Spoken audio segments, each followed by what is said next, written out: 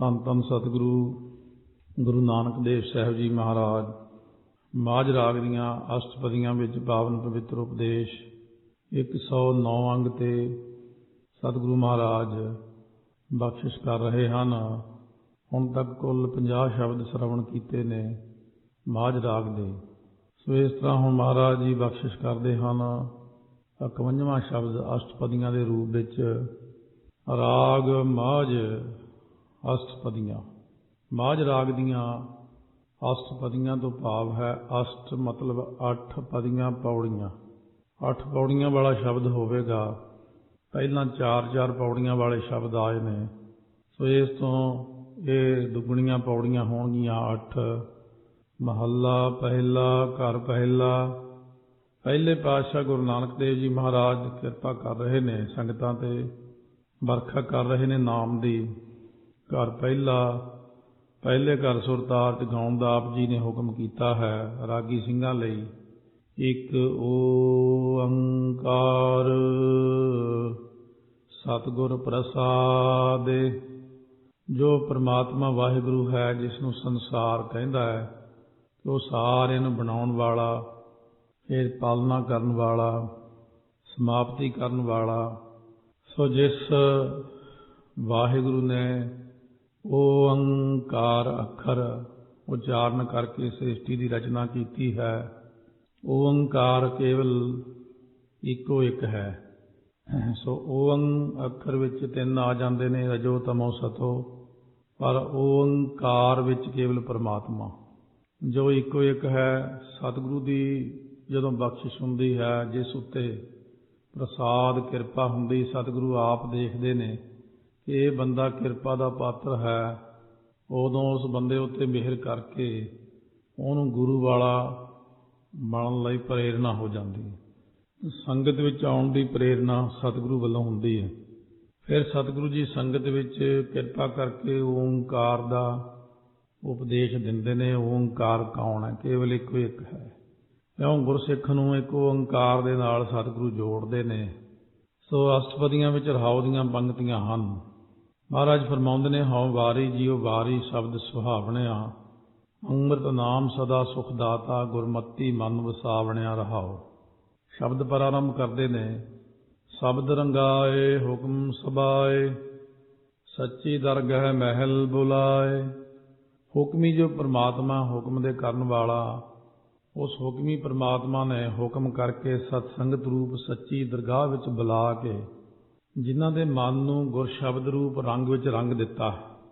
ਸੋ ਉਹਨਾਂ ਸਬਾਏ ਹੁੰਦਾ ਸਾਰਿਆਂ ਨੂੰ ਮਹਿਲ ਬੁਲਾਏ।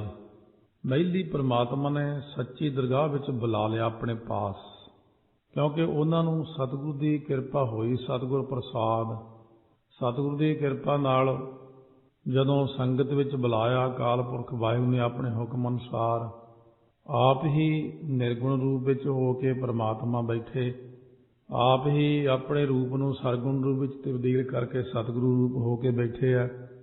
ਇਸ ਤਰ੍ਹਾਂ ਸਤਿਗੁਰੂ ਜੀ ਅਕਾਲ ਪੁਰਖ ਵਾਹਿਗੁਰੂ ਨੇ ਨਿਰਗੁਣ ਅਤੇ ਸਰਗੁਣ ਰੂਪ ਧਾਰਨ ਕਰਕੇ ਸਾਨੂੰ ਸੰਗਤ ਵਿੱਚ ਬੁਲਾ ਕੇ ਜਿਨ੍ਹਾਂ ਜਿਨ੍ਹਾਂ 'ਤੇ ਕਿਰਪਾ ਕਰਨੀ ਹੁੰਦੀ ਹੈ, ਜਿਨ੍ਹਾਂ ਨੂੰ ਆਪਣੇ ਸਰੂਪ ਦੇ ਵਿੱਚ ਲੀਨ ਕਰਨਾ ਹੁੰਦਾ ਹੈ। ਜਿਵੇਂ ਵਿਛੜੀ ਹੋਈ ਬੂੰਦ ਪਾਣੀ ਨਾਲ ਮਿਲਣੀ ਹੁੰਦੀ ਹੈ, ਸਮੁੰਦਰ ਦੇ ਨਾਲ ਮਿਲ ਕੇ ਕਾਮਯਾਬ ਹੋ ਜਾਂਦੀ ਆ ਉਹ। ਇਸੇ ਤਰ੍ਹਾਂ ਮਹਾਰਾਜ ਸੱਚੇ ਪਾਤਸ਼ਾਹ ਸੰਗਤ ਵਿੱਚ ਬੁਲਾ ਕੇ ਉਹ ਭਟਕੀ ਹੋਈ ਰੂਹ ਨੂੰ ਸ਼ਾਂਤ ਕਰ ਦਿੰਦੇ ਨੇ ਅਤੇ ਆਤਮਿਕ ਸੋਝੀ ਪਾ ਕੇ ਜੀਵ ਨੂੰ ਸਮਝਾ ਦਿੰਦੇ ਨੇ ਕਿ ਤੂੰ ਪਰਮੇਸ਼ਰ ਸਰੂਪ ਹੀ ਹੈ ਤੇ ਉਹਦੇ ਵਿੱਚ ਹੀ ਮਿਲਣਾ। ਸੱਚੇ ਦੀਨ ਦਿਆਲ ਮੇਰੇ ਸਾਹਿਬਾ, ਸੱਚੇ ਮਨ ਪਤੀਆ ਬਣਿਆ। ਇਹ ਮੇਰੇ ਸੱਚੇ ਸਾਹਿਬ ਜੀ, ਦੀਨ ਗਰੀਬਾਂ ਦੇ ਉੱਤੇ ਦਿਆਲੂ ਪਰਮੇਸ਼ਰ ਜੀ, ਸੱਚੇ ਨਾਮ ਜਪਣ ਵਾਲਿਆਂ ਉੱਪਰ ਤੇਰਾ ਮਨ ਪਤੀਜਦਾ ਹੈ। ਸੱਚੇ ਮਨ ਵਾਲਿਆਂ ਉੱਪਰ ਤੂੰ ਪਤੀਆਵਣਾ ਭਰੋਸਾ ਕਰਦਾ ਹੈ, ਕਿਉਂਕਿ ਜਿਨ੍ਹਾਂ ਨੇ ਸੱਚੇ ਨਾਮ ਨੂੰ ਜਪਿਆ ਹੈ ਔਰ ਜਿਹਨਾਂ ਦੇ ਫਿਰ ਮਨ ਸੱਚੇ ਹੋ ਗਏ ਨੇ। ਮਨ ਸਾਚਾ ਮੁਖ ਸਾਚਾ ਸੋਏ, ਅਵਰ ਨਾ ਪੇਖਿਆ ਏਕ ਬਿਨ ਕੋਏ, ਨਾਨਕ ਇਹ ਲੱਛਣ ਬ੍ਰਹਮ ਗਿਆਨੀ ਹੋਏ। ਇਸ ਤਰ੍ਹਾਂ ਉਹਨਾਂ ਦੇ ਉੱਤੇ ਤੇਰਾ ਭਰੋਸਾ ਹੋ ਜਾਂਦਾ। ਇਹ ਮੇਰੇ ਪਿਆਰੇ ਨੇ, ਕਿਉਂਕਿ ਉਹਨਾਂ ਦਾ ਭਰੋਸਾ ਤੇਰੇ ਉੱਪਰ ਹੋ ਜਾਂਦਾ। ਜਾ ਕੇ ਹਿਰਦੈ ਵਿਸ਼ਵਾਸ ਪ੍ਰਭਾਇਆ, ਤਤ ਗਿਆਨ ਤਿਸ ਮਨ ਪ੍ਰਗਟਾਇਆ। ਹਉ ਵਾਰੀ ਜਿਉ ਵਾਰੀ ਸ਼ਬਦ ਸੁਹਾਵਣਿਆ। ਸੋਭਨੀਕ ਗੁਰਾਂ ਦੇ ਸ਼ਬਦ ਤੋਂ, ਇਹ ਸ਼ਬਦ ਦੁਆਰਾ ਸੋਭਨੀਕ ਹੋਏ ਨੇ। ਸ਼ਬਦ ਸੁਹਾਵਣਿਆਂ ਗੁਰਾਂ ਦੇ ਸ਼ਬਦ ਕਰਕੇ ਜੋ ਸੋਭਾ ਵਾਲੇ ਹੋਏ ਨੇ, ਉਹਨਾਂ ਤੋਂ ਮੈਂ ਤਨ ਕਰਕੇ ਬਲਿਹਾਰ, ਜੀਉ ਭਾਵ ਮਨ ਕਰਕੇ ਕੁਰਬਾਨ ਜਾਂਦਾ। ਹਉ ਵਾਰੀ ਜਿਉ ਵਾਰੀ ਸ਼ਬਦ ਸੁਹਾਵਣਿਆ। ਸੋ ਤੇਰਾ ਮੁੱਖ ਸੁਹਾਵਾ ਜੀਉ ਸਹਿਜ ਧੁਨ ਬਾਣੀ। ਜਿਹੜੀ ਤੁਹਾਡੀ ਇਹ ਸ਼ਬਦ ਸੁਹਾਵਣਿਆ ਭਾਵ ਸ਼ਬਦ ਦੁਆਰਾ ਤੁਸੀਂ ਸੋਭਨੀਕ ਹੋ ਰਹੇ ਹੋ ਧੰਨ ਗੁਰੂ ਗ੍ਰੰਥ ਸਾਹਿਬ ਜੀ ਮਹਾਰਾਜ, ਫਿਰ ਜਿਹਦੇ ਤੇ ਤੁਸੀਂ ਕਿਰਪਾ ਕਰਦੇ ਹੋ ਸ਼ਬਦ ਦੁਆਰਾ ਉਹ ਵੀ ਸੋਭਨੀਕ ਹੋ ਜਾਂਦਾ। ਇਸ ਤਰ੍ਹਾਂ ਆਪ ਜੀ ਆਪਣੇ ਪਿਆਰਿਆਂ ਨੂੰ ਸ਼ਬਦ ਦੁਆਰਾ ਸਵਾਰਦੇ ਹੋ, ਸਵਾਰ ਕੇ ਉਹਨੂੰ ਸੋਭਨੀਕ ਕਰ ਲੈਂਦੇ ਹੋ। ਸੋ ਜਿਵੇਂ ਮਹਾਰਾਜ ਨੇ ਬਚਨ ਕੀਤਾ, ਘੜੀਆ ਸ਼ਬਦ ਸੱਚੀ ਟਕਸਾਲ, ਜਿਨ ਕਉ ਨਦਰ ਕਰਮ ਤਿਨ ਕਾਰ, ਨਾਨਕ ਨਦਰੀ ਨਦਰ ਨਿਹਾਲ। ਅੰਮ੍ਰਿਤ ਨਾਮ ਸਦਾ ਸੁਖ ਦਾਤਾ, ਗੁਰਮਤਿ ਮਨ ਵਸਾਵਣਿਆ ਰਹਾਉ। ਸੋ ਇਸ ਤਰ੍ਹਾਂ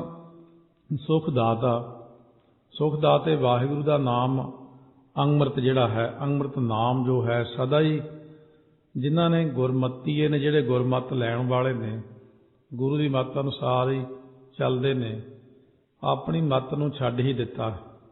ਸਿਰਫ ਜੋ ਗੁਰਮਤ ਕਹਿੰਦੀ ਉਹਦੇ ਮੁਤਾਬਕ ਚੱਲਣ ਵਾਲੇ ਜਿਹੜੇ ਨੇ, ਉਹਨਾਂ ਗੁਰਮਤੀਆਂ ਨੇ ਆਪਣੇ ਮਨ ਦੇ ਵਿੱਚ ਸ਼ਬਦ ਦਾ ਮੰਨਣ ਕਰਕੇ ਤੇ ਇਹ ਸ਼ਬਦ ਬ੍ਰਹਮ ਬਾਣੀ ਹੈ, ਨਿਰੰਕਾਰ ਬਾਣੀ ਹੈ, ਧੁਰ ਕੀ ਬਾਣੀ ਹੈ, ਉਹਨਾਂ ਨੇ ਉਹ ਸ਼ਬਦ ਤੋਂ ਭਾਵ ਉਪਦੇਸ਼ ਜਿਹੜਾ ਸਤਿਗੁਰਾਂ ਨੇ ਦਿੱਤਾ ਸੀ ਉਹ ਮਨ ਦੇ ਅੰਦਰ ਵਸਾ ਲਿਆ ਚੰਗੀ ਤਰ੍ਹਾਂ। ਗੁਰਮਤ ਨੂੰ ਆਪਣੇ ਹਿਰਦੇ 'ਚ ਧਾਰਨ ਕਰ ਲਿਆ ਅਤੇ ਜਿਹੜੀ ਪਹਿਲਾਂ ਆਪਣੀ ਮਰਜ਼ੀ ਮਨੌਤ ਨਾਲ ਤੁਰਦੇ ਸੀ, ਉਹ ਮਰਜ਼ੀ ਮਨੌਤਾਂ ਆਪਣੀਆਂ ਸਿਆਣਪਾਂ ਸਾਰੀਆਂ ਬੰਦ ਕਰ ਦਿੱਤੀਆਂ ਨੇ।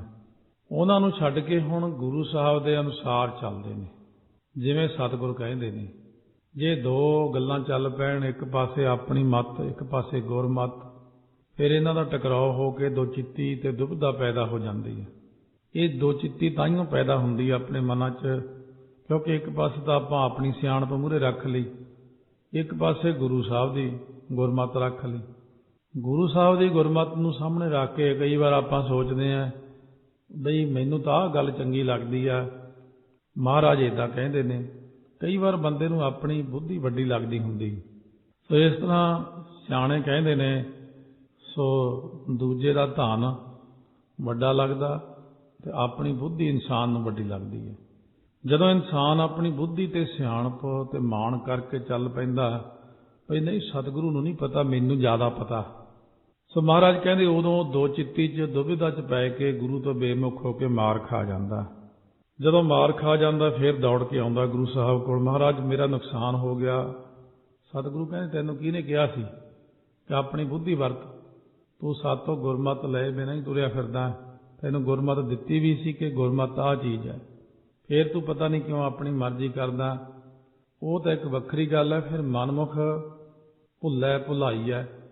ਫਿਰ ਜਿਹੜੇ ਮਨਮੁਖ ਭੁੱਲੇ ਹੋਏ ਨੇ ਉਹਨਾਂ ਕੋਲ ਫੇਰ ਤੂੰ ਜਾਂਦਾ, ਉਹ ਤੈਨੂੰ ਹੋਰ ਭੁਲਾ ਛੱਡਦੇ, ਕਿਉਂਕਿ ਉਹ ਤਾਂ ਹੈ ਹੀ ਦੁਰਮਤੀਏ ਨੇ। ਗੁਰਮੁਖਾਂ ਦੀ ਸੰਗਤ ਕਰੀਦੀ ਹੈ। ਇਹੀ ਕਲਯੁਗ ਹੈ ਕਿ ਜਿਹੜੀ ਸਹੀ ਗੱਲ ਹੈ ਉਹ ਹਮੇਸ਼ਾ ਗਲਤ ਹੀ ਲੱਗੀ ਜਾਂਦੀ ਹੈ, ਜਿਹੜੀ ਗਲਤ ਗੱਲ ਹੈ ਉਹ ਸਹੀ ਲੱਗੀ ਜਾਂਦੀ ਹੈ। ਇਸ ਕਰਕੇ ਬੰਦਾ ਆਪਣੀ ਬੁੱਧੀ ਤੇ ਮਾਣ ਕਰ ਲੈਂਦਾ, ਦੂਜਿਆਂ ਦੀ ਸਿਆਣਪ ਲੈਣ ਦੇ ਲੈ ਕਰਕੇ। ਜਿਵੇਂ ਮਹਾਰਾਜ ਨੇ ਬਚਨ ਕੀਤਾ, ਕਲਯੁਗ ਦੇ ਸਮੇਂ ਵਿੱਚ ਕਾਮ ਨੇਵ ਸੱਦ ਪੁੱਛੀ ਹੈ, ਬਹਿ ਬਹਿ ਕਰੇ ਵਿਚਾਰ। ਸੋ ਜਿਹੜੇ ਕਾਮੀ ਪੁਰਸ਼ ਹੋਣਗੇ ਉਹਨਾਂ ਨੂੰ ਨੇਵ ਹੁੰਦਾ, ਚੋਬਦਾਰ ਪਹਿਰੇਦਾਰ ਹੋਣਗੇ, ਉਹਨਾਂ ਨੂੰ ਲੋਕ ਸੱਦ ਕੇ ਸਿਆਣਪਾਂ ਜਿਹੜੀਆਂ ਨੇ ਉਹ ਪੁੱਛਿਆ ਕਰਨਗੇ ਉਹਨਾਂ ਪਾਸੋਂ। ਇਸ ਕਰਕੇ ਸਤਿਗੁਰੂ ਮਹਾਰਾਜ ਕਹਿੰਦੇ ਨੇ ਗੁਰਮਤੀ ਜਿਹੜੇ ਪੁਰਸ਼ ਹੋਣਗੇ ਉਹਨਾਂ ਨਾਲ ਬੈਠ ਕੇ ਵਿਚਾਰ ਕਰਕੇ ਗੁਰਮਤ ਅਨੁਸਾਰ ਚੱਲ ਕੇ ਹੀ ਮਨ ਦੇ ਅੰਦਰ ਵਸਾਉਣਾ। ਜਿਵੇਂ ਬੱਚੇ ਨੂੰ ਕਹੀਏ ਆਹ ਕੰਮ ਨਹੀਂ ਕਰਨਾ, ਪਰ ਉਹ ਕਰ ਹੀ ਦਿੰਦਾ। ਅਖੀਰ ਜਾ ਕੇ ਫਿਰ ਤੈਨੂੰ ਆਪਾਂ ਇਹੀ ਕਹਿੰਦੇ ਕਿ ਤੈਨੂੰ ਕਿਹਾ ਸੀ ਨਾ ਕਰ, ਕਹਿੰਦਾ ਮੈਂ ਆਖਿਆ ਸ਼ਾਇਦ ਐਂ ਹੋ ਜੂ। ਨਹੀਂ ਨਾ ਹੁੰਦਾ ਇਸ ਤਰ੍ਹਾਂ, ਕਿਉਂਕਿ ਵੱਡਿਆਂ ਦਾ ਤਜਰਬਾ ਹੁੰਦਾ, ਨਿਆਣੇ ਆਪਣੀ ਮਤ ਹੀ ਕਰਦੇ ਰਹਿੰਦੇ।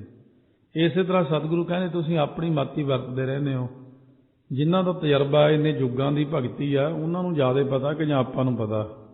ਰਹਾਉ ਵਿਸ਼ਰਾਮ ਦੇ ਕੇ ਕਹਿੰਦੇ ਨੇ, ਨਾ ਕੋ ਮੇਰਾ ਹਉ ਕਿਸ ਕੇਰਾ, ਸਾਚਾ ਠਾਕੁਰ ਤ੍ਰਿਭਵਨ ਮੇਰਾ।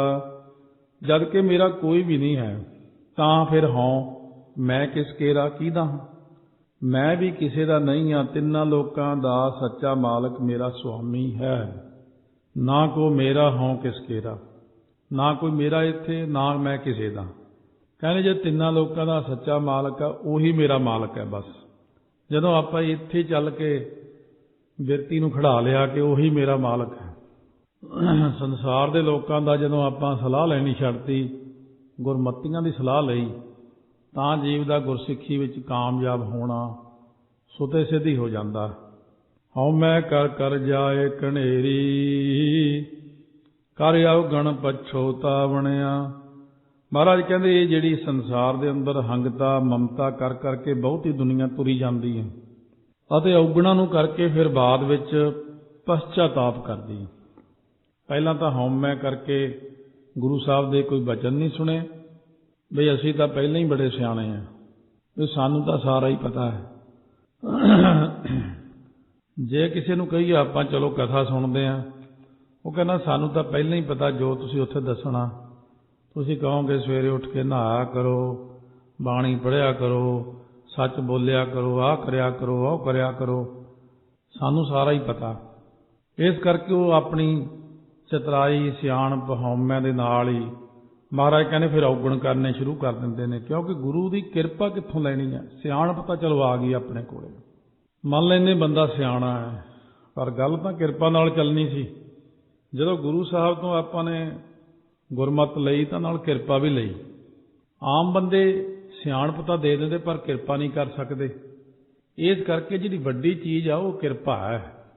ਜੇ ਕਿਰਪਾ ਨਾ ਹੋਈ, ਆਪਣੀ ਸਿਆਣਪ ਕਈ ਵਾਰ ਔਗਣ ਕਰਵਾ ਦਿੰਦੀ ਹੈ। ਕਰ ਅਵਗਣ ਪਛੋਤਾਵਣਿਆ, ਫਿਰ ਬੰਦਾ ਔਗਣ ਕਰਕੇ ਬਾਅਦ 'ਚ ਪਛਤਾਉਂਦਾ ਹੀ ਰਹਿੰਦਾ ਕਿ ਮੈਂ ਗਲਤੀ ਕਰ ਲਈ ਬਹੁਤ ਭਾਰੀ। ਸਤਿਗੁਰੂ ਮਹਾਰਾਜ ਸੱਚੇ ਪਾਤਸ਼ਾਹ ਫਰਮਾਉਂਦੇ ਨੇ ਚੱਲਣਾ ਕਿਵੇਂ ਹੈ? ਹੁਕਮ ਪਛਾਣੈ ਸੋ ਹਰ ਗੁਣ ਵਖਾਣੈ, ਗੁਰ ਕੈ ਸ਼ਬਦ ਨਾਮ ਨੀਸਾਣੈ। ਜੋ ਵਾਹਿਗੁਰੂ ਦੇ ਹੁਕਮ ਨੂੰ ਪਛਾਣਦਾ ਉਹੀ ਹਰੀ ਦੇ ਗੁਣਾਂ ਨੂੰ ਕਥਨ ਕਰਦਾ ਅਤੇ ਗੁਰਾਂ ਦੇ ਉਪਦੇਸ਼ ਕਰਕੇ ਨਾਮ ਰੂਪ ਨੀਸਾਣੈ, ਉਹਨੂੰ ਪਰਵਾਨਾ ਮਿਲ ਜਾਂਦਾ। ਨਾਮੀ ਪਰਮਾਤਮਾ ਉਹਨੂੰ ਪ੍ਰਗਟ ਹੋ ਜਾਂਦਾ। ਪ੍ਰਗਟ ਹੋਣਾ ਹੀ ਨੀਸਾਨ ਹੈ ਉਹਦਾ। ਮਸਤਕ ਤੇ ਮਸਤਕ ਦੀ ਮਣੀ ਚਮਕ ਪੈਂਦੀ ਹੈ। ਨਾਮ ਜਪਣ ਵਾਲਿਆਂ ਦਾ ਪਤਾ ਲੱਗ ਜਾਂਦਾ ਕਿ ਇਹ ਨਾਮ ਜਪਣ ਵਾਲਾ। ਸੋ ਜਿਹਨੇ ਹੁਕਮ ਮੰਨਿਆ ਉਹਨੇ ਨਾਮ ਜਪਿਆ, ਜਿਹਨੇ ਨਾਮ ਜਪਿਆ ਉਹਨੇ ਮਨੋਂ ਹੁਕਮ ਮੰਨ ਲਿਆ। ਸੋ ਮਹਾਰਾਜ ਇਸ ਕਰਕੇ ਕਹਿੰਦੇ ਨੇ ਏਕੋ ਨਾਮ ਹੁਕਮ ਹੈ, ਗੁਰ ਸਤਿਗੁਰ ਦੀਆ ਬੁਝਾਏ ਜੀਓ। ਮਨੁੱਖ ਨੂੰ ਹੋਰ ਦੂਜਾ ਹੁਕਮ ਹੀ ਨਹੀਂ ਹੈ। ਬਾਕੀ ਤੇ ਥੋੜ੍ਹੇ ਜਿਹੇ ਕੰਮ ਕਰਕੇ ਰੋਟੀ ਜੋਕਰਾ ਕੰਮ ਕਰਨਾ, ਥੋੜ੍ਹੇ ਜਿਹੇ ਕੱਪੜਿਆਂ ਜਿੰਨਾ ਕੰਮ ਕਰ ਲਿਆ। ਮਨੁੱਖ ਨੂੰ ਜ਼ਿਆਦਾਤਰ ਜਿਹੜਾ ਉਪਦੇਸ਼ ਕੀਤਾ ਸੀ ਉਹ ਹੋਰ ਕੀਤਾ ਸੀ। ਇਹ ਚਲਿਆ ਆਪਣੇ ਹੋਰ ਹੀ ਪਾਸੇ ਗਿਆ। ਬੁੱਧੀ ਦੀ ਸਿਆਣਪ ਕਰਕੇ ਮਾਇਆ ਹੋਰ ਪਾਸੇ ਲੈ ਗਈ ਇਹਨੂੰ। ਜਿਸ ਕੰਮ ਲਈ ਜਨਮ ਲਿਆ ਸੀ ਉਹ ਕੰਮ ਹੀ ਰਹਿ ਗਿਆ ਵਿੱਚ ਹੀ। ਸਭਨਾ ਕਾ ਦਰ ਲੇਖਾ ਸੱਚੈ, ਛੂਟਸ ਨਾਮ ਸੁਹਾਵਣਿਆ। ਮਹਾਰਾਜ ਕਹਿੰਦੇ ਸਾਰਿਆਂ ਦਾ ਹਿਸਾਬ ਸੱਚੇ ਦਰਬਾਰ ਵਿੱਚ ਹੁੰਦਾ ਹੈ ਜਾ ਕੇ। ਇਹ ਗੱਲ ਤੋਂ ਮੁਨਕਰ ਨਹੀਂ ਹੋ ਸਕਦੀ। ਜਿਹੜੀ ਪੰਕਤੀ ਗੁਰੂ ਗ੍ਰੰਥ ਸਾਹਿਬ 'ਚ ਆ ਗਈ ਉਹ ਤਿੰਨਾਂ ਕਾਲਾਂ ਵਿੱਚ ਸੱਤ ਹੈ। ਨਾਲੇ ਧੁਰ ਕੀ ਬਾਣੀ ਹੈ, ਨਾਲੇ ਵਾਹ ਵਾਹ ਬਾਣੀ ਨਿਰੰਕਾਰ ਹੈ, ਤੇ ਜੇਵੜਾ ਵਰਨਾ ਕੋਏ। ਫੈਸਲਾ ਤਾਂ ਸਾਰਾ ਸੱਚੇ ਦੇ ਦਰਬਾਰ 'ਚ ਹੋਣਾ ਹੈ। ਸੋਭਨੀਕ ਨਾਮੀ ਦੇ ਨਾਮ ਜਪਣੇ ਕਰਕੇ ਹੀ ਸਿਰਫ ਛੁਟਕਾਰਾ ਹੁੰਦਾ। ਜਿਨ੍ਹਾਂ ਨੇ ਨਾਮ ਜਪਿਆ ਉਹਨਾਂ ਨੂੰ ਬਖਸ਼ ਲੈਂਦੇ ਨੇ। ਜੇ ਭਾਰੋਂ ਬਹੁਤ ਸਾਰੀਆਂ ਗੱਲਾਂ ਹੋ ਵੀ ਜਾਂਦੀਆਂ, ਜੇ ਬਾਹਰੋਂ ਭੁੱਲ ਚੁੱਕ ਬੋਲਦੇ ਭੀ ਖਰੇ ਹਰ ਪਾਣੇ, ਬਸ ਨਾਮ ਜਪੀ ਜਾਓ ਫੇਰ ਵੀ ਬਖਸ਼ਿਆ ਜਾਂਦਾ। ਕੋਈ ਗਲਤੀ ਵੀ ਹੋ ਜਾਂਦੀ ਹੈ ਤਾਂ ਵੀ ਕਹਿੰਦੇ ਕੋਈ ਗੱਲ ਨਹੀਂ, ਨਾਮ ਬਹੁਤ ਜਪਿਆ ਇਹਨੇ। ਸੁਭਾਵਕ ਹੁਣ ਗਲਤੀ ਹੋਣਾ ਮਨੁੱਖ ਦਾ ਕਰਮ ਹੈ। ਫੇਰ ਵੀ ਸਤਿਗੁਰੂ ਆਪ ਕਿਰਪਾ ਕਰਕੇ ਸਿਰ ਤੇ ਖੜ੍ਹ ਕੇ ਗਲਤੀਆਂ ਤੋਂ ਬਚਾ ਕੇ ਰੱਖਦੇ ਨੇ। ਮਨਮੁਖ ਭੂਲਾ ਠੌਰ ਨਾ ਪਾਏ, ਜਮਦਰ ਬੱਧਾ ਚੋਟਾਂ ਖਾਏ। ਹੁਣ ਜਿਹੜੇ ਬੰਦੇ ਨਾਮ ਤੋਂ ਭੁੱਲੇ ਹੋਏ ਨੇ, ਵਾਹਿਗੁਰੂ ਦੇ ਹੁਕਮ ਤੋਂ ਮੁਨਕਰ ਨੇ, ਉਹ ਮਨਮੁਖ ਕਿਤੇ ਠਹਿਰ ਨਾ ਪਾਉਂਦਾ ਹੀ ਨਹੀਂ। ਜਿਉਂ ਗੇੜੇ ਖਾਣ ਲੱਗਦਾ 84 ਦੇ ਗੇੜੇ ਖਾਈ ਜਾਂਦਾ। ਮਨੁੱਖਾ ਜਨਮ ਪ੍ਰਾਪਤ ਕਰਕੇ ਵੀ ਗੇੜੇ ਖਾਈ ਜਾਂਦਾ, ਕਿਉਂਕਿ ਉਹਨੂੰ ਸਰੂਪ ਰੂਪੀ ਜਿਹੜੀ ਠੌਰ ਹੁੰਦੀ ਜਗ੍ਹਾ ਨੂੰ ਪ੍ਰਾਪਤ ਨਹੀਂ ਕਰ ਸਕਦਾ। ਅੰਦਰ ਜਿਹੜਾ ਆਪਣਾ ਅਸਲੀ ਸਰੂਪ ਹੈ ਉਹਨੂੰ ਆਪਾਂ ਲੱਭ ਨਹੀਂ ਸਕਦੇ ਕਿ ਮੇਰਾ ਸਰੂਪ ਹੈ ਕੀ। ਤੇ ਜਮਾਂ ਦੇ ਦਰਬਾਰ ਵਿੱਚ ਬੱਧਾ ਹੋਇਆ ਜਮਾਂ ਦੀਆਂ ਸੱਟਾਂ ਹੀ ਖਾਂਦਾ ਰਹਿੰਦਾ, ਮਨਮੁਖ ਜੋ ਹੋਇਆ, ਕਿਉਂਕਿ ਹਉਮੈ ਕਰ ਕਰ ਜਾਏ ਘਨੇਰੀ। ਬਿਨ ਨਾਵੈ ਕੋ ਸੰਗ ਨਾ ਸਾਥੀ,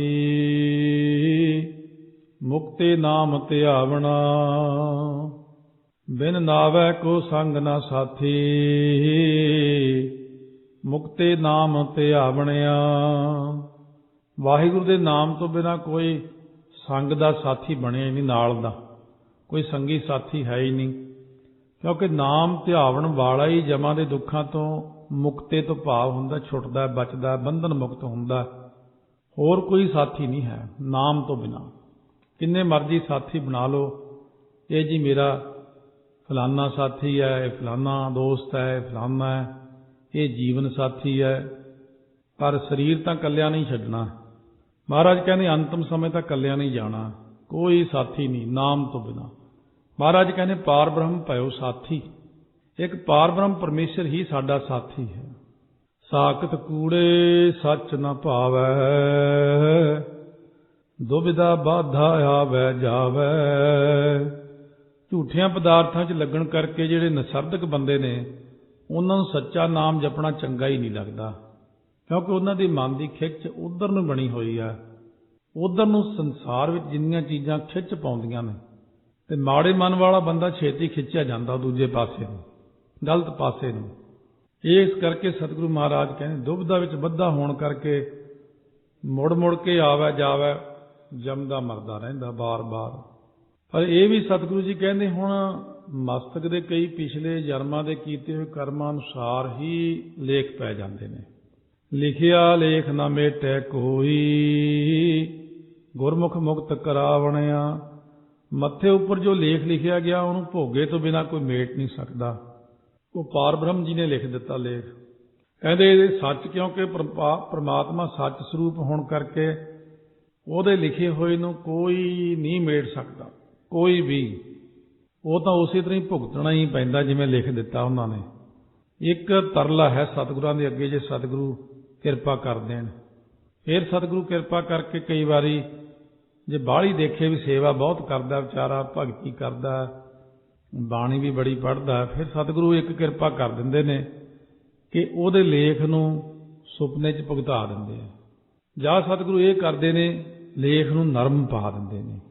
ਸੋ ਜਿਵੇਂ ਕੈਦੀ ਜੇਲ੍ਹ ਚਲਿਆ ਗਿਆ, ਗਲਤੀ ਹੋ ਗਈ, ਪਰ ਜੇਲ੍ਹ ਵਾਲੇ ਕਈ ਵਾਰੀ ਉਹਦਾ ਵਤੀਰਾ ਦੇਖ ਕੇ ਵੀ ਬੰਦਾ ਤਾਂ ਚੰਗਾ, ਇਸ ਕਰਕੇ ਉਹਦੀ ਸਜ਼ਾ ਘਟ ਜਾਂਦੀ ਹੌਲੀ ਹੌਲੀ, ਔਰ ਕੰਮ ਵੀ ਉਹਨੂੰ ਸੌਖਾ ਜਿਹਾ ਦੇ ਦਿੰਦੇ ਨੇ। ਜੇ ਪੜ੍ਹਿਆ ਲਿਖਿਆ ਫਿਰ ਉਹਨੂੰ ਉਹੋ ਜਿਹਾ ਕੰਮ ਦੇ ਦੇਣਾ ਉੱਥੇ। ਸਤਿਗੁਰੂ ਮਹਾਰਾਜ ਸੱਚੇ ਪਾਤਸ਼ਾਹ ਕਹਿੰਦੇ ਇਸੇ ਤਰ੍ਹਾਂ ਜਦੋਂ ਗਲਤੀਆਂ ਕਰਕੇ ਇਨਸਾਨ ਲੇਖ ਲਿਖਵਾ ਕੇ ਜਨਮ ਲੈਂਦਾ, ਜੇ ਉਹ ਸਾਡੇ ਦਰ ਤੇ ਆ ਗਿਆ, ਜਿਉਂ-ਜਿਉਂ ਮੱਥਾ ਟੇਕੀ ਜਾਂਦਾ ਤਿਉਂ-ਤਿਉਂ ਉਹਦੇ ਮਾੜੇ ਲੇਖ ਆਪਣੇ ਆਪ ਹੀ ਸਿੱਧੇ ਹੋਈ ਜਾਂਦੇ, ਠੀਕ ਹੋਈ ਜਾਂਦੇ ਨੇ। ਸੋ ਉਹਨਾਂ ਦਾ ਜਿਹੜਾ ਲੇਖਾਂ ਦੀ ਤੇਜ਼ ਸਮਰੱਥਾ ਸੀ ਉਹ ਘਟ ਗਈ। ਸੋ ਜਿਵੇਂ ਤੀਰ ਛੱਡੀਏ ਕਿਸੇ ਪਾਸੇ ਨੂੰ, ਅੱਗਿਓਂ ਹਵਾ ਤੀਰ ਦੇ ਵਿਰੋਧੀ ਹੋ ਜੇ, ਉਹ ਤੀਰ ਜਿੱਥੇ ਤੱਕ ਜਾਣਾ ਉੱਥੇ ਤੱਕ ਜਾਂਦਾ ਹੀ ਨਹੀਂ, ਤੇ ਜੇ ਜਾ ਕੇ ਲੱਗਿਆ ਤਾਂ ਉਹਨੇ ਮਾੜਾ ਜਿਹਾ ਹੀ ਅਸਰ ਕੀਤਾ। ਇਉਂ ਸਤਿਗੁਰੂ ਮਹਾਰਾਜ ਕਿਰਪਾ ਕਰਦੇ ਨੇ, ਨਾਮ ਤੇ ਸੇਵਾ ਦੇ ਨਾਲ ਉਹਦੇ ਜਿਹੜੇ ਲੇਖ ਨੇ, ਜਿਨ੍ਹਾਂ ਨੇ ਬਹੁਤ ਤਕੜਾ ਹਮਲਾ ਕਰਨਾ ਸੀ, ਉਹ ਠੰਡੇ ਹੀ ਪਾ ਦਿੱਤੇ ਨੇ। ਠੰਡੇ ਪੈਣ ਕਰਕੇ ਉਹ ਬੰਦੇ ਨੂੰ ਪਰੇਸ਼ਾਨ ਕਰਨੋਂ ਹੀ ਹਟ ਜਾਂਦੇ ਨੇ। ਗੁਰਮੁਖ ਮੁਕਤ ਕਰਾਵਣਿਆ, ਫਿਰ ਗੁਰਮੁਖ ਜਗਿਆਸੂਆਂ ਨੂੰ ਗੁਰਾਂ ਦੁਆਰੇ ਅਕਾਲ ਪੁਰਖ ਵਾਹਿਗੁਰੂ ਮੁਕਤ ਕਰਵਾ ਦਿੰਦੇ ਨੇ। ਪੀੜਾ ਪਿਰ ਜਾਤੋ ਨਾਹੀ, ਝੂਠ ਵਿਸ਼ੁੰਨੀ ਰੋਵੈ ਧਾਹੀ। ਜਿਹੜੀ ਜੀਵ ਰੂਪ ਇਸਤਰੀ ਨੇ ਮਾਤ ਲੋਕ ਰੂਪ ਪੇਕੇ ਘਰ 'ਚ ਰਹਿੰਦੇ ਆ, ਪਤੀ ਪ੍ਰਾਪਤੀ ਦੇ ਰਸਤੇ ਨੂੰ ਜਾਣਿਆ ਨਹੀਂ, ਉਹ ਝੂਠੀ ਜਿਹੜੀ ਆ ਉਹ ਪਰਮੇਸ਼ਰ ਪਤੀ ਤੋਂ ਵਿਛੜੀ ਹੋਈ ਤਾਂ ਹੀ ਰੋਂਦੀ, ਫਿਰ ਉੱਚੀ ਉੱਚੀ ਰੋਂਦੀ ਆ। ਹੁਣ ਆਪ ਪਛਤਾਏ ਕਿਆ ਬਣੇ, ਜਬ ਚਿੜੀਆ ਚੁਗ ਗਈ ਖੇਤ। ਹੁਣ ਕੀ ਹੋਵੇਗਾ ਰੋਣ ਤੋਂ? ਹੁਣ ਸੁਣੀਏ ਕਿਆ ਰੂ ਆਇਆ, ਮਨ ਅੰਧਾ ਜਨਮ ਗਵਾਇਆ। ਹੁਣ ਰੋ ਕੇ ਕੀ ਹੋਣਾ? ਜਦੋਂ ਕਹਿੰਦੇ ਸੀ ਕੁਛ ਕਰ ਲਓ, ਕੁਛ ਕਰ ਲਓ, ਇੰਨੇ ਪਾਠ ਕਰ ਲਓ, ਨਾ ਜੀ ਇੰਨਾ ਟਾਈਮ ਨਹੀਂ, ਬਿਜ਼ੀ ਆ। ਇੱਥੇ ਸਾਰਿਆਂ ਨੂੰ ਕਹੀਦਾ ਕਥਾ ਸੁਣ ਲਿਆ ਕਰੋ, ਨਾ ਜੀ ਸਾਡੇ ਕੋਲ ਤਾਂ ਟਾਈਮ ਨਹੀਂ ਗਾ। ਕੋਲੇ ਸਭ ਕੁਝ ਹੈ, ਬਾਅਦ ਵਿੱਚ ਫਿਰ ਪਛਤਾਵਾ। ਉਹ ਜੇ ਕਰ ਲੈਂਦੇ, ਸੁਣ ਲੈਂਦੇ, ਚੰਗਾ ਹੀ ਸੀ। ਗਿਆਨ ਨਹੀਂ ਲੈਣਾ, ਕਿਉਂ ਗਿਆਨ ਲੈਣ ਦੀ ਮਨੁੱਖ ਦੀ ਆਦਤ ਹੀ ਨਹੀਂ। ਅਗਿਆਨ ਦੀਆਂ ਜਿੰਨੀਆਂ ਮਰਜ਼ੀ ਗੱਲਾਂ ਸੁਣਾ ਲਓ, ਉਹ ਅਗਿਆਨਤਾ ਦੀਆਂ ਗੱਲਾਂ ਸਾਰੇ ਸੁਣ ਕੇ ਰਾਜੀ ਹੈ। ਇਸ ਕਰਕੇ ਸਤਿਗੁਰੂ ਮਹਾਰਾਜ ਆਪਾਂ ਨੂੰ ਸਮਝਾਉਂਦੇ ਨੇ ਕਿ ਫਿਰ ਬਾਅਦ ਵਿੱਚ ਰੋਣ ਦਾ ਤਾਂ ਲਾਭ ਹੀ ਨਹੀਂ ਹੈ ਕੋਈ। ਅਵਗਣ ਮੁੱਠੀ ਮਹਿਲ ਨਾ ਪਾਏ, ਅਵਗਣ ਗੁਣ ਬਖਸ਼ਾਵਣਿਆ। ਉਹ ਔਗਣਾ ਕਰਕੇ ਜਿਹੜੀ ਮੁੱਠੀ ਲੁੱਟੀ ਹੋਈ ਹੈ ਨਾ, ਮਹਿਲ ਤੋਂ ਭਾਵ ਸਰੂਪ ਨੂੰ ਪ੍ਰਾਪਤ ਨਹੀਂ ਕਰ ਸਕਦੀ, ਜਾਂ ਔਗਣਾ ਕਰਕੇ ਉਹਦੇ ਗੁਣ ਤਾਂ ਸਾਰੇ ਨਾਸ ਹੀ ਹੋ ਗਏ ਨੇ। ਹੁਣ ਜਿਹੜੇ ਔਗਣ ਨੇ ਉਹ ਸ਼ੁਭ ਗੁਣਾ ਕਰਕੇ ਹੀ ਬਖਸ਼ੇ ਜਾ ਸਕਦੇ ਸੀ। ਸ਼ੁਭ ਗੁਣ ਹੁੰਦੇ ਬੰਦੇ ਵਿੱਚ 5-4 ਵਧੀਆ ਗੁਣ ਹੋਣ, ਉਹਦੇ ਔਗਣ ਢਕੇ ਜਾ ਸਕਦੇ ਨੇ। ਚਲੋ ਕੋਈ ਨਹੀਂ ਜੀ, ਬੰਦੇ 'ਚ ਆਹ ਗੁਣ ਤਾਂ ਹੈ ਨਾ, ਪਰ ਇਹਦੇ 'ਚ ਤੇ ਔਗਣੀ ਔਗਣੇ, ਇਹਨੂੰ ਕੀ ਕਰੀਏ? ਹੁਣ ਮਹਾਰਾਜ ਕਹਿੰਦੇ ਉਹ ਕਿਵੇਂ ਬਖਸ਼ੀ ਅਸੀਂ? ਕੋਈ ਚੰਗਾ ਗੁਣ ਹੈ ਹੀ ਨਹੀਂ।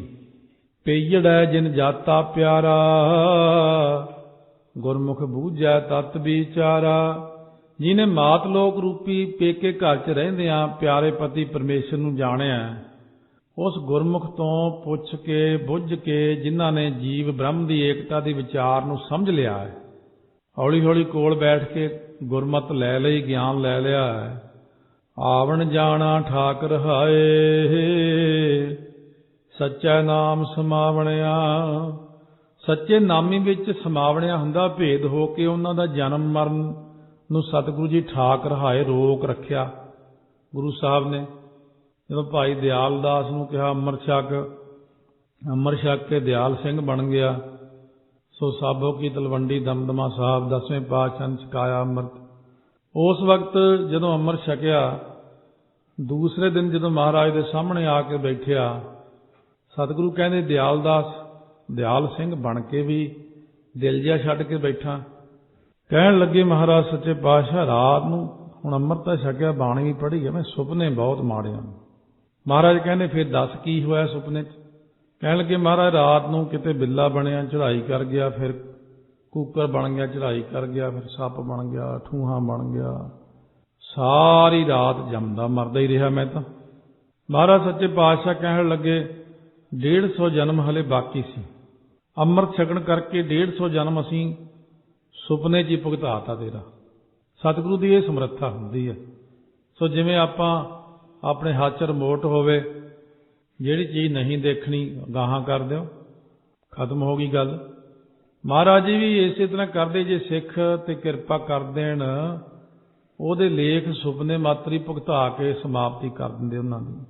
ਸੁਪਨੇ ਵਿੱਚ ਵੀ ਭੁਗਤਾ ਦਿੰਦੇ ਆ, ਇੱਥੇ ਵੀ ਨਰਮ ਕਰ ਦਿੰਦੇ ਆ, ਕਿਉਂਕਿ ਉਹਦੀ ਸੇਵਾ ਦੇਖ ਕੇ, ਉਹਦਾ ਸਿਮਰਨ ਦੇਖ ਕੇ, ਉਹਦਾ ਨਿਤਨੇਮ ਦੇਖ ਕੇ ਸੱਚਾ ਨਾਮ ਸਮਾਵਣਿਆ, ਜਨਮ ਮਰਨ ਨੂੰ ਰੋਕ ਹੀ ਰੱਖਿਆ। ਕਹਿੰਦੇ ਬਸ ਬਈ ਇਹਦਾ ਹੁਣ ਬੰਦ, ਧਰਮ ਰਾਏ ਦਰ ਕਾਗਦ ਫਾਰੇ, ਜਾਂ ਨਾਨਕ ਲੇਖਾ ਸਮਝਾ। ਗੁਰਮੁਖ ਬੂਝੈ ਅਕਥ ਕਹਾਵੈ, ਸੱਚੇ ਠਾਕੁਰ ਸਾਚੋ ਭਾਵੈ। ਮੁਖੀ ਗੁਰਾਂ ਤੋਂ ਬੁੱਝ ਕੇ ਅਕਥ ਵਾਹਿਗੁਰੂ ਦੇ ਨਾਮ ਨੂੰ ਆਪ ਕਥਨ ਕਰੇ ਅਤੇ ਹੋਰਨਾਂ ਪਾਸੋਂ ਕਹਾਵੇ, ਕਿਉਂਕਿ ਸੱਚੇ ਪਰਮੇਸ਼ਰ ਨੂੰ, ਸੱਚ ਨਾਮ ਜਪਣ ਵਾਲੇ ਗੁਰਮੁਖ ਹੀ ਚੰਗੇ ਲੱਗਦੇ ਨੇ ਪ੍ਰਮਾਤਮਾ ਨੂੰ। ਬਾਕੀ ਦੁਨੀਆ ਤਾਂ ਆਪਣੇ ਲੇਖ ਭੁਗਤਦੀ ਫਿਰਦੀ ਆ, ਉਹਨੂੰ ਕੋਈ ਮਤਲਬ ਨਹੀਂ। ਉਹਨੂੰ ਤਾਂ ਸਿਰਫ ਇਹ ਹੈ ਕਿ ਉਹ ਮੇਰਾ ਪਿਆਰਾ ਕਿਹੜਾ ਹੈ ਦੁਨੀਆ 'ਚ, ਜਿਹੜਾ ਨਾਮ ਜਪਦਾ, ਜਿਹੜਾ ਹਰ ਵਕਤ ਮੈਨੂੰ ਯਾਦ ਰੱਖਦਾ। ਪ੍ਰਮਾਤਮਾ ਉਹਦੇ ਵੱਲ ਹੀ ਨਿਗਾਹ ਰੱਖਦੇ ਨੇ, ਉਹ ਮੇਰਾ ਪਿਆਰਾ, ਉਹ ਮੇਰਾ ਲਾਲ ਹੈ, ਉਹਦੇ ਤੇ ਹੀ ਖੁਸ਼ ਰਹਿੰਦੇ ਨੇ ਬਸ ਕਿ ਉਹ ਮੇਰਾ ਨਾਮ ਜਪਦਾ। ਤਾਂ ਜਿਹੜੇ ਪਦਾਰਥਵਾਦੀ ਹੋ ਜਾਂਦੇ ਨੇ, ਮਹਾਰਾਜ ਕਹਿੰਦੇ ਉਹਨਾਂ ਨੂੰ ਪ੍ਰਮਾਤਮਾ ਧਿਆਨ ਹੀ ਨਹੀਂ ਦਿੰਦੇ ਉਹਨਾਂ ਵੱਲ, ਉਹ ਤਾਂ ਆਪਣਾ ਹੀ ਲੇਖ ਆਪੇ ਭੁਗਤਦੇ ਰਹਿੰਦੇ ਨੇ। ਨਾਨਕ ਸੱਚ ਕਹੈ ਬੇਨੰਤੀ, ਸੱਚ ਮਿਲੈ ਗੁਣ ਗਾਵਣਿਆ।